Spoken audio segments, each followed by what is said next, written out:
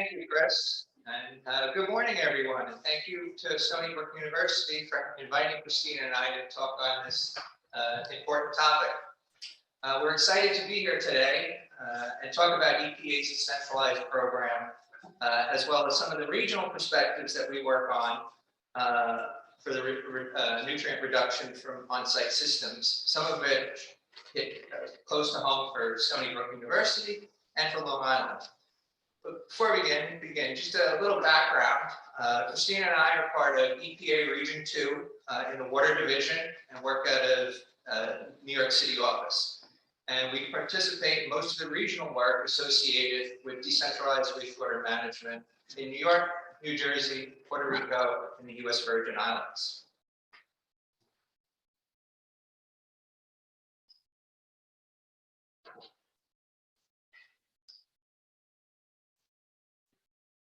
So just some of the brief topics we're going to talk about today are the federal authorities over decentralized wastewater, national initiatives, some regional initiatives, and perspectives on path forwards.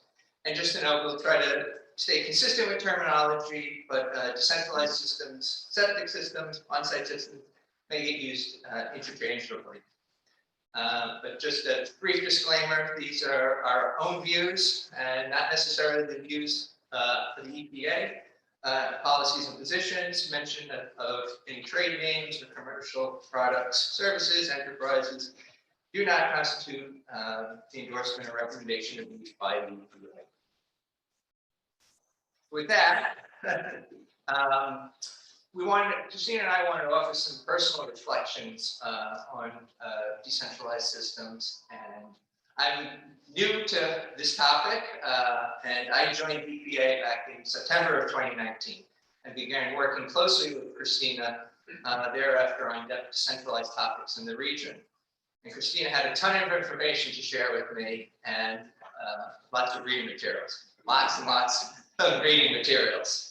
And it just so happened that at the same time I was coming up to speed on a lot of the programs in the regional work, my family was getting ready to install a septic system on a property in New Jersey. So not only was I learning the federal perspective on on-site wastewater management, but also boots on the ground perspective of actually how these systems get installed, from the engineering to permitting, installation, operation, and maintenance. And these are just a couple of photos I was taken as we were installing the system, which is an aeration system that has a pump that pumps air in the second and third chambers in the tank. And without further ado, I'd like to introduce my colleague, Kristina Heinemann, who has been involved in this field a bit longer than I have, and she'll give her some of her personal reflections and also an overview of some of the federal regulations.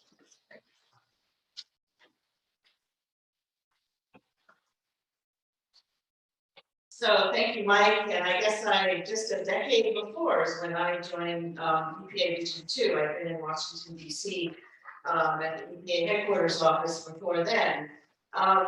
So a good part of my position as the Decentralized Wastewater Treatment Coordinator in Region 2, which is now shared with Mike, got a lot more interesting in 2013 after the Suffolk County came to the regional administrator at the time and asked for some support to basically address the nitrogen load going to groundwater and surface water in Suffolk County, and then which devolved to a lot of discussion about on-site, the legacy on-site wastewater disposal systems. I think you would probably more properly call them in the county, and then across Long Island, maybe upwards of almost 500,000 of these legacy systems.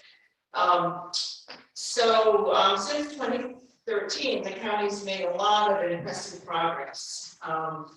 And through the county's septic improvement program, which you'll probably hear more about from Peter Sculling, my personal story intersected with the county's efforts. And here you can see the activity in October of 21. It was a very interesting and compelling day for me, for those of us who are into on-site wastewater treatment, when our old leaching pool got filled with concrete, that's concrete, going in to close the legacy cesspool, basically.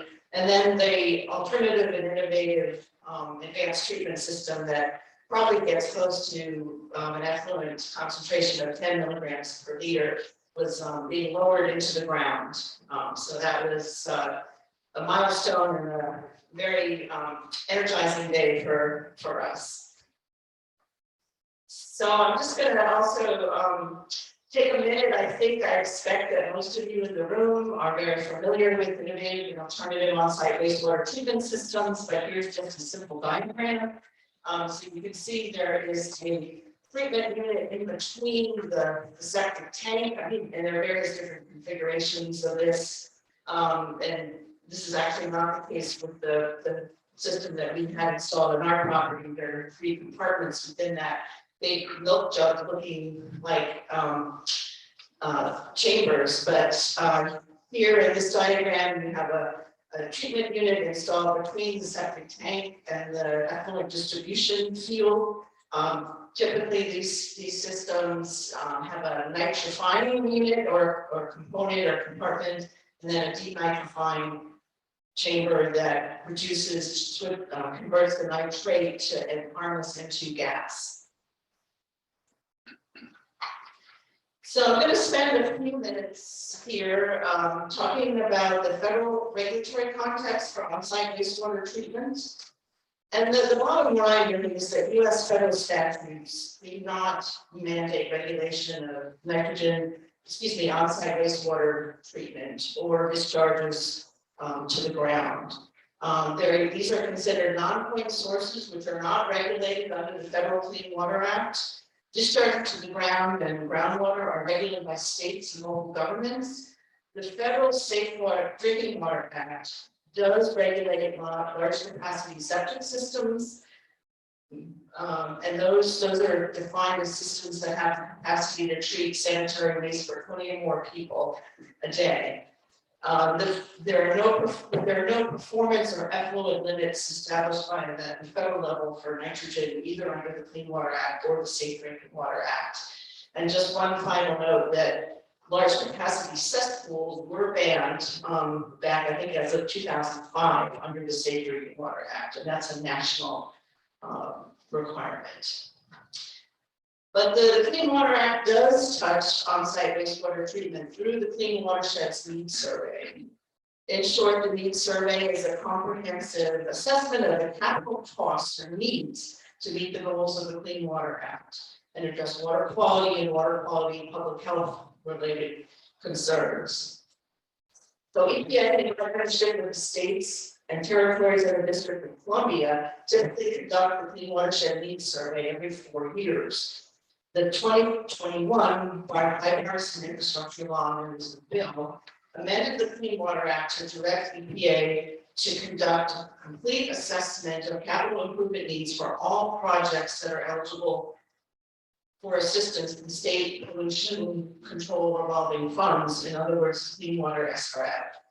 There are a number of categories of need that are included in the Clean Watershed Needs Survey. And those, that range from the needs associated with the very large publicly owned wastewater treatment works, such as the New York City wastewater treatment plant, all the way down to decentralized or on-site systems. And because these on-site systems are not mandated or there are no control requirements under the Clean Water Act, they're considered unofficial needs, but the data is collected and the data does appear in a report to Congress. So then Congress uses, and there's no sort of direct connection here at any one point in time, but Congress, it does inform Congress decision making about allocation of resources.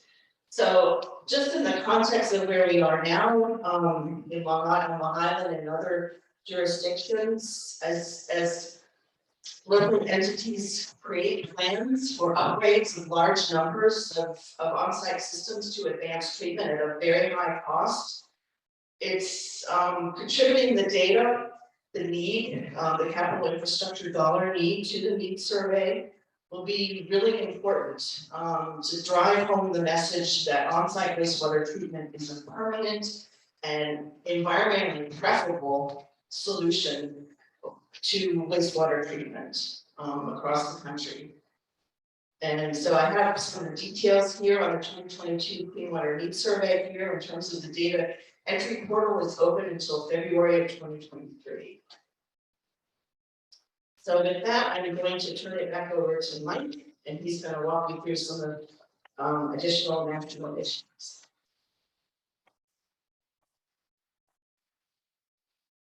Thank you, Kristina.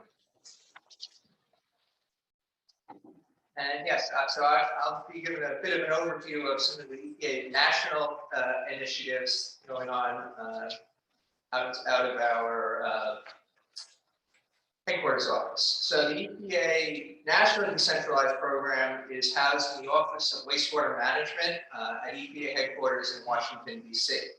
And at a high level, the national program focuses on 5 key priority areas. One being the increasing outreach and education to ensure that decentralized systems are properly maintained to protect human health and the environment. For number 2, identify and utilize current information and data. Part of that is the Clean Watersheds Needs Survey, as Kristina just discussed about, but also to understand the universe of how many systems are actually out there. The third point is to promote the benefit of advanced decentralized treatment technologies within the wastewater industry and to the public. Fourth is sharing information on funding sources to pursue innovative public and private financing options to help communities and homeowners replace, upgrade, and maintain systems. And finally, the fifth point is to expand mechanisms to address workforce, education, training, and research needs, a critical component to the decentralized wastewater industry and to improve future sustainability. So for priority number 1, the education component is mainly focused on homeowner outreach, with one of the priorities focusing on Septic Smart Week. And Septic Smart Week is an annual campaign focused on educating homeowners and communities on the proper care and maintenance of septic systems. And this year, Septic Smart Week will be held September 19th to the 23rd, and it's the 10th anniversary. And education is not only important for proper operation and maintenance of systems, but also for having public understanding of impacts on water quality. And continuous education and outreach is critical because sometimes education and outreach may sound repetitive.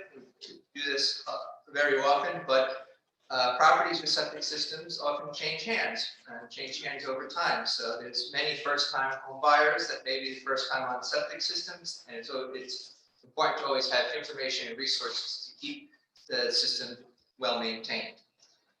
And also with that education component comes communicating the impacts of failing systems, as many of us in the room probably know very well. It's important to highlight impacts of failing systems.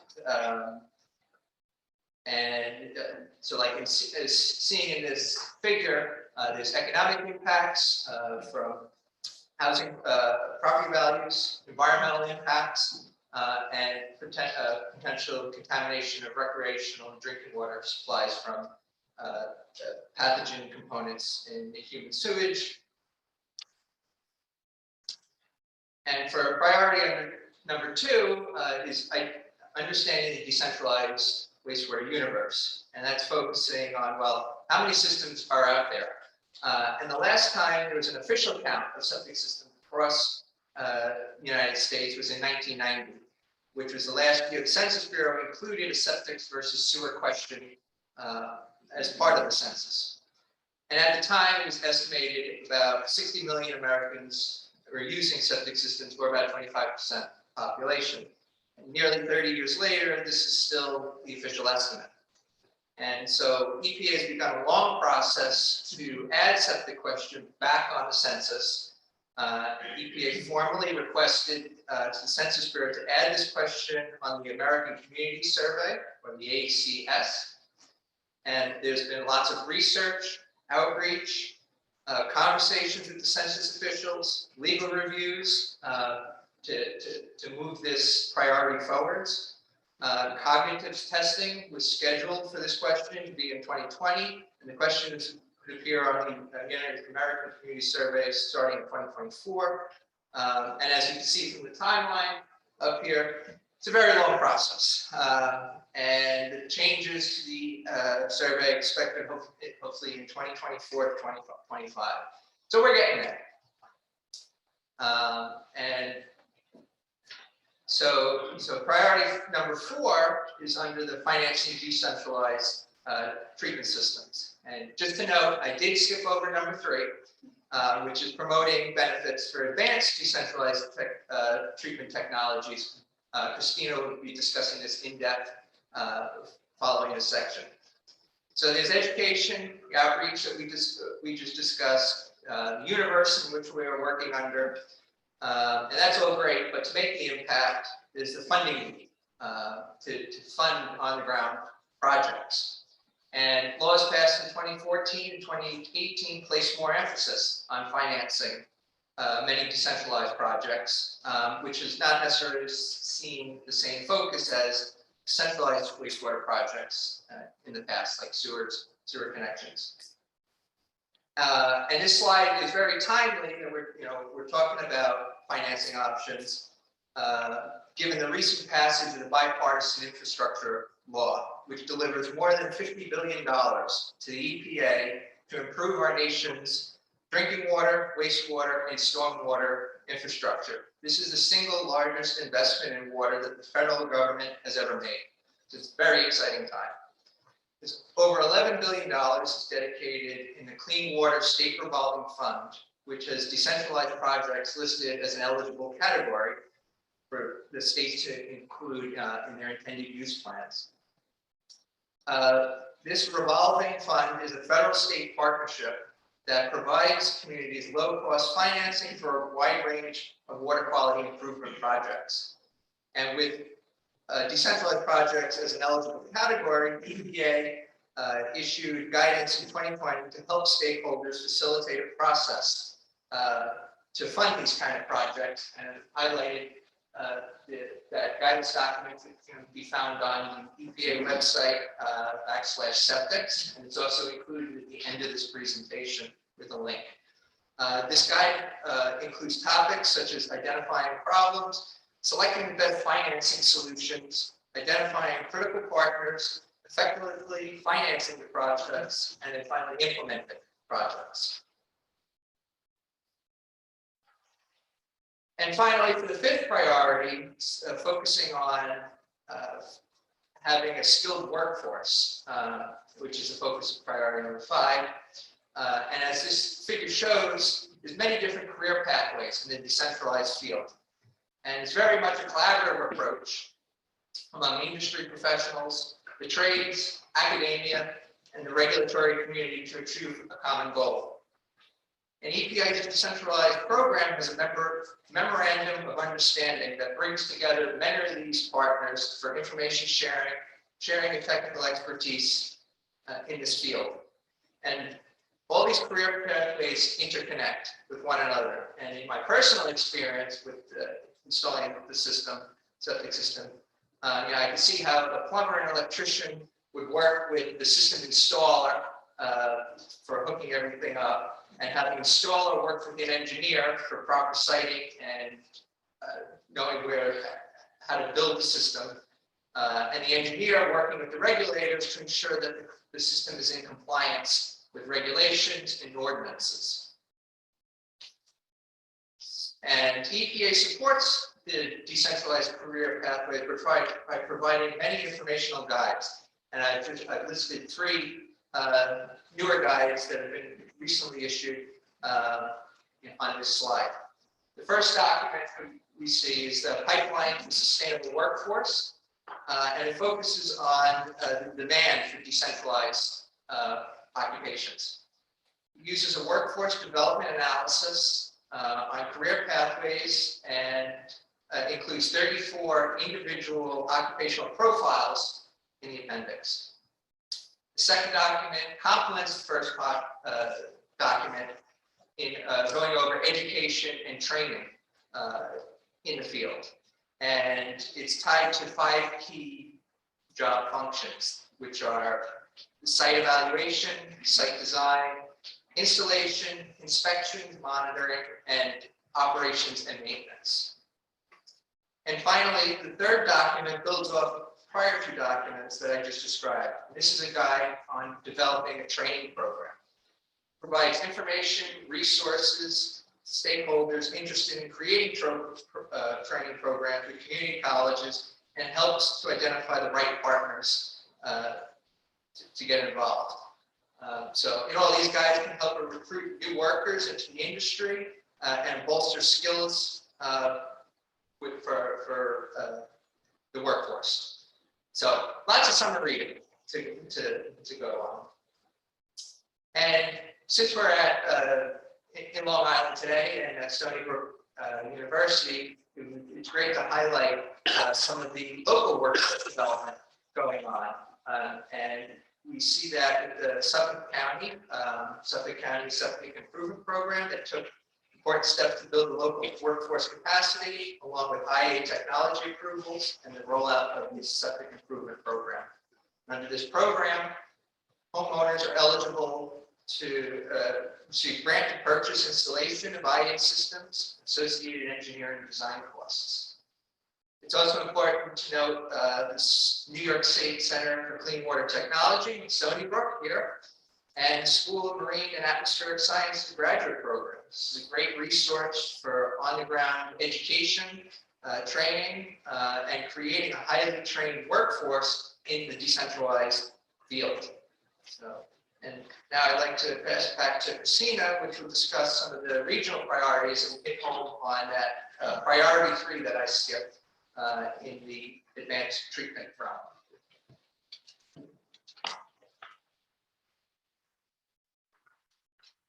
So thank you, Mike. So I'm going to talk about EPA's decentralized efforts and initiatives that focus more on nutrient removal, which tend to happen more at the regional rather than the national level. As I expect,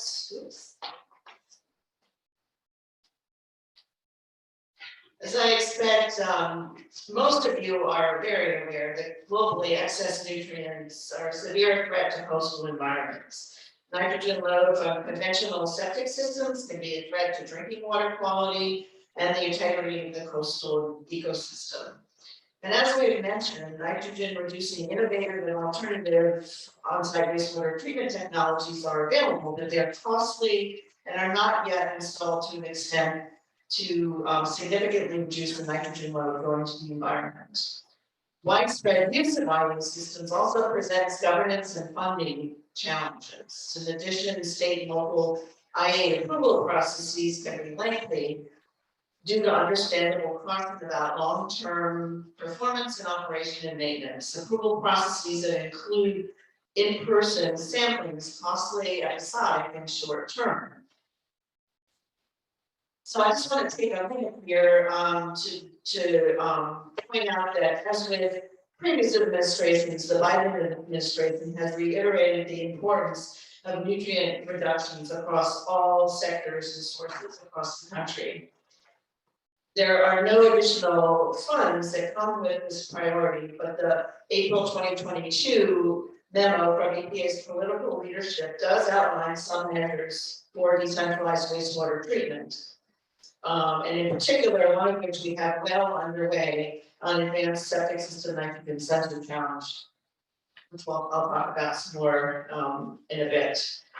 So just to briefly note some geographies here that we have at least 2.6 million conventional on-site systems just on the East Coast alone that are installed in vulnerable coastal areas that are probably in need of upgrade to advanced treatment. This number is probably underestimate, and with the question going back on the American Community Survey, we may have a more accurate number in not too distant future. So locally, here in EPA Region 2, we've had a long-standing relationship with Suffolk County and Long Island.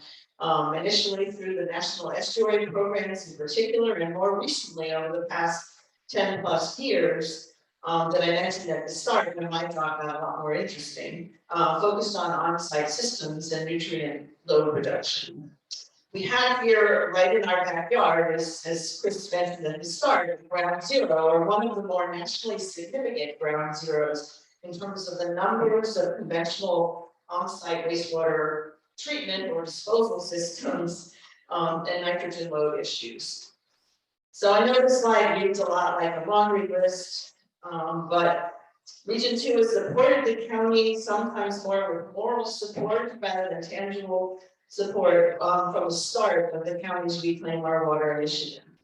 Among the more tangible efforts were a series of EPA convened stakeholder meetings that brought together experts from up and down the East Coast from several of the geographic areas noted in the previous slide.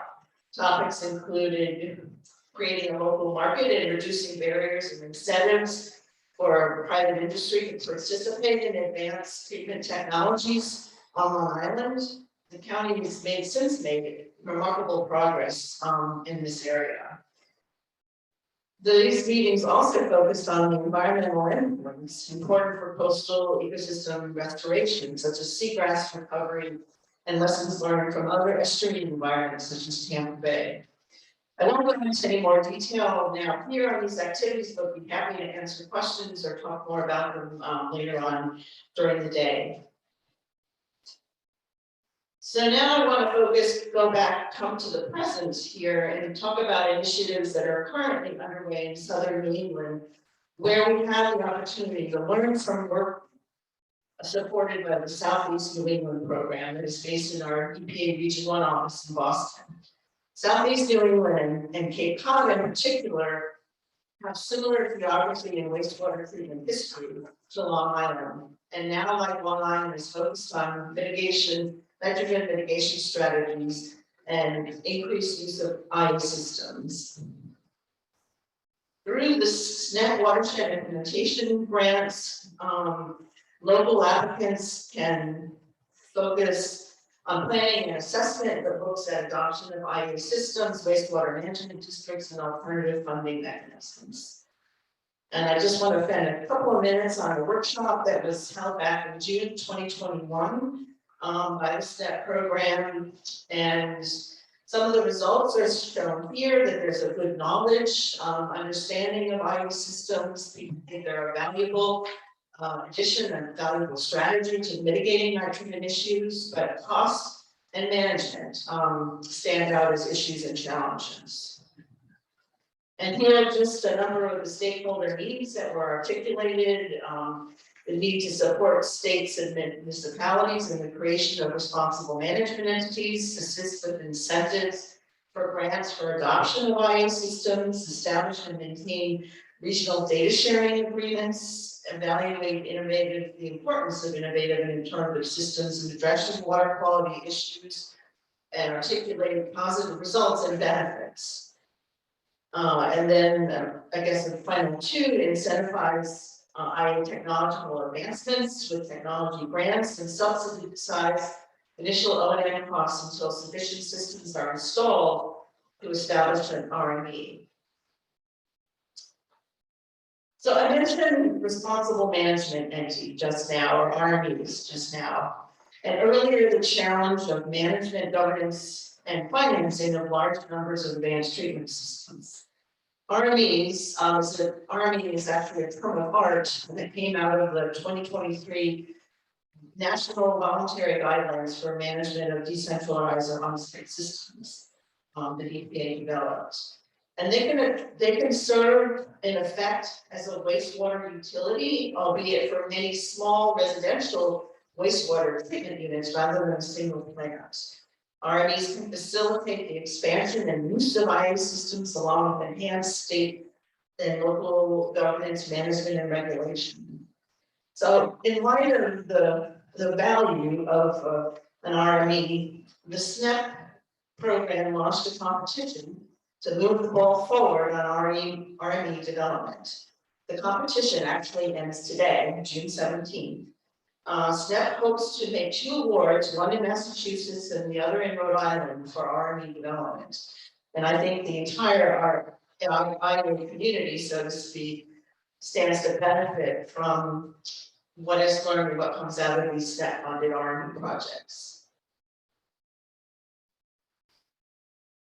So another part of the solution here is supporting better and smarter on-site wastewater treatment technology. So on the technology side of IA systems, EPA's Office of Research and Development, along with EPA Regions 1 and 2, partnered to launch and complete an advanced septic system nitrogen sensor challenge. This is between 2017 and 2021. The intent was to develop a nitrogen sensor that would be less expensive, accurate, and autonomous. Ideally, the sensor would measure total nitrate, but at a minimum nitrate and ammonium. The sensor would require no more than quarterly servicing. Going back to the workforce development priority that Mike talked about earlier, one of the co-benefits of nitrogen sensor would be to up the skill level of installers, service providers, and monitoring personnel. So the challenge of the associated sensor testing was based on an EPA developed total, test quality and assurance, TQAP, that included the performance goals of the challenge. So the sensor, the performance goals included a sensor that would cost under $1,500, measure total nitrogen, ideally, nitrate, nitrite, ammonium, and organic carbon. Take autonomous hourly readings, have an accuracy of 20% of lab values, precision of 20 to 30% within the relative standard deviation, and measure a range from 2 milligrams to 60 milligrams as nitrogen, and have a size under 1 cubic foot. As many of you know, Dr. Queen Zhu of the New York State Center here developed the best performing sensor that met the performance goals of the challenge. Stony Brook's, this sensor, the Stony Brook sensor, was then eligible for a 6-month extended ISO 14034 performance verification testing. And here are the results. They're quite impressive, and Dr. Zhu is to be congratulated for this achievement. The R square for both nitrite plus nitrate and ammonia is 0.99, close to a 1-to-1 match between the sensor determined concentration and lab analyzed concentrations. So this successful testing and successful results qualified the sensor for performance verification under the ISO 14034 environmental technology or ETV performance verification, and a statement to part of this process includes a verification statement, which was posted on the Verified Global website and outlines the performance of the sensor. And this is also a press release that EPA issued at the time of the verification statement. So, and I believe to this day, the sensor is still in place at the Massachusetts Test Center and still generating data. And that's probably we're coming up on a year plus, and the probably folks in the room can give a better timeline. So here is where the caveat that the disclaimer that Mike read at the start of this presentation comes in. So having this ISO 14034 performance verified nitrogen sensor prompted some of us at EPA to do some blue sky thinking. This is not an EPA position. This is the thoughts of a group of us. We think that a sensor provides an opportunity to up the game for on-site wastewater treatment in this country. In the interest of time, I won't walk through each of these bullets, but make some main points that we hope you walk away with. With a high-performing sensor, we have the opportunity to take a step towards bringing on-site wastewater treatment into the 21st century. Sensoring IA systems would open the door for the accumulation of big data and all the analytic power that comes with that. Machine learning and other big data tools could be incorporated into IA systems to optimize nitrogen reduction, and coupled with data on other operational parameters such as in-system oxygen concentrations, pH, flow, temperature, and any other aspect of system operation that could be monitored, could then optimize the energy footprints of systems. And I think the sky's the limit, and I leave it to the engineers to think of how best to harness this data. On-site wastewater treatment shouldn't take a backseat to central sewers or centralized wastewater treatment. In many areas of the country, even in densely populated and high population areas, which include both affluent and underserved communities and advanced, on-site wastewater treatment is the environmentally permanent and environmentally preferable wastewater treatment solution. As advanced treatment becomes more sophisticated and complex, so too will management, governance, and financing structures need to be. At the federal level, we hope we can support state and local governments as they struggle with the human, social, fiscal, and small p political elements of all these structures. And before I end here, I just have to note that Brian Baumgartner at the Massachusetts Test Center seeded this idea of harnessing big data and machine learning in on-site systems. So with that, I'm going to just, we have a number of links, as Mike mentioned, to the resources that we referred to today. So that you'll be able to find, actually, if you just Google EPA and Septic, you'll land on a lot of these resources that are on EPA's website. And with that, I will thank you, and we'll be available, I think, for questions in the panel following the presentations.